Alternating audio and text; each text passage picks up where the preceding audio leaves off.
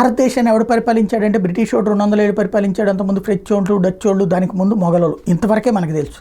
వాస్తవంగా మన దరిద్రం ఏంటంటే మన పాఠ్య పుస్తకాలలో మనల్ని బానిసలుగా చూపించడానికి ఇష్టపడ్డటువంటి వాళ్ళు ఈ దేశాన్ని పరిపాలించింది సుదీర్ఘకాలం పాటు హిందువులే అన్నటువంటి విషయాన్ని మాత్రం దాచేశారు.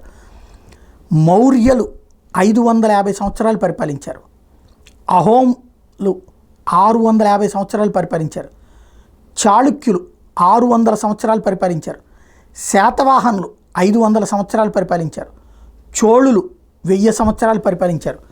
పాండ్యులు 800 సంవత్సరాలు పరిపాలించారు. అలాగే చందేల 400 సంవత్సరాలు, గుప్తులు 400 సంవత్సరాలు, పల్లవులు 600 సంవత్సరాలు.